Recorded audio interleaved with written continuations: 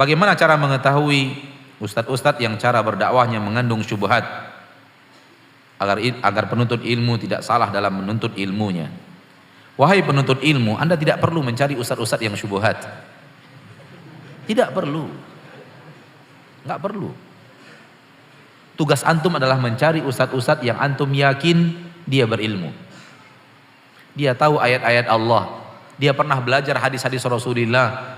Dan antum yakin dia adalah orang yang tidak berani menyampaikan sebuah pendapat sebelum dia tahu itu ada di dalam Al-Quran atau ada di dalam hadis Nabi Sallallahu Alaihi Wasallam. Itu yang perlu antum cari. Itu yang perlu antum ketahui yang mana orangnya.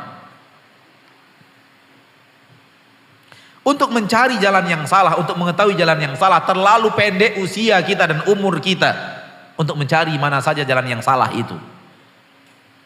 Untuk mengetahui siapa ustadz yang salah, siapa ustadz yang penuh dengan syubhat, terlalu pendek usia kita dalam menuntut ilmu, sehingga itu yang harus kita cari.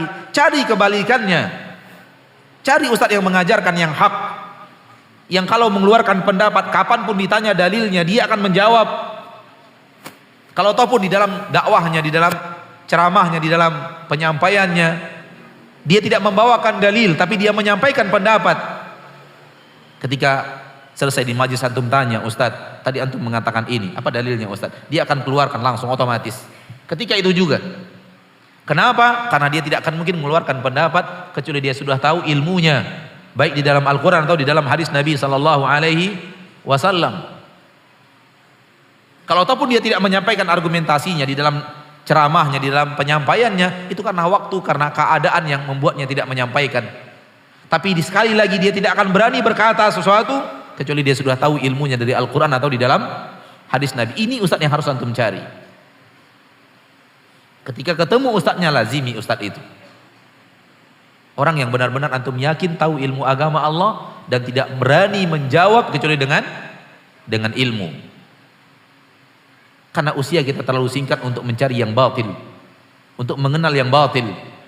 Usia yang singkat ini gunakan, terutama penuntut ilmu, gunakan untuk mencari yang hak. Kalau yang hak sudah diketahui, hak sudah banyak antum ketahui, insya Allah kemampuan antum untuk mengenal yang batil akan semakin terasah. Akan semakin terasah. Orang yang sudah tahu jalan yang hak, dia lebih mudah mengenal jalan yang batil karena dia sudah tahu jalan yang hak.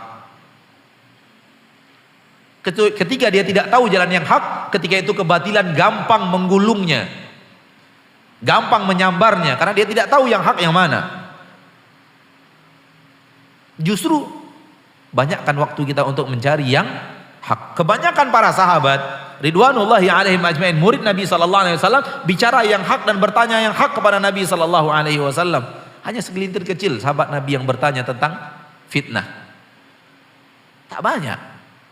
Perlu juga ada yang seperti itu, tapi bukan untuk kita para penuntut ilmu. Biarkan ahli ilmu yang berbicara. Jangan kita yang disibukkan. Dan kita sibukkan diri kita untuk mencari mengetahui yang benar. Anak ingin selalu memberikan contoh kepada kaum muslimin dalam hal ini. Kita kalau sudah tahu yang benar, mudah kita untuk mengetahui yang salah. Contoh, Nabi kita Shallallahu Alaihi Wasallam mengajarkan kita cara takbiratul ihram yang benar. Pelajari bagaimana cara takbiratul ihram yang benar.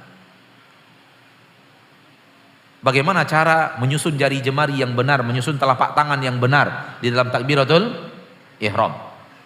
Kita temukan Nabi kita Shallallahu Alaihi Wasallam mengajarkan kita, memberikan suri teladannya kepada kita bahwa telapak tangan diarahkan ke kiblat. Jari jemari dibuat celah-celah, tidak dikatup seperti ini, tidak juga dibuka seperti ini, tapi dibuatkan celah-celah. Yukhallil baina asabi'ih, seperti ini. Ada celah-celah di antara jari jemari, tidak tertutup, tidak pula merenggang. Kemudian diangkat sejajar dengan bahu. Kalau diangkat lebih tinggi, ujungnya menyentuh sejajar dengan lemak yang ada di telinga. Telapak tangan menghadap ke kiblat. Sambil diangkat membaca Allahu Akbar.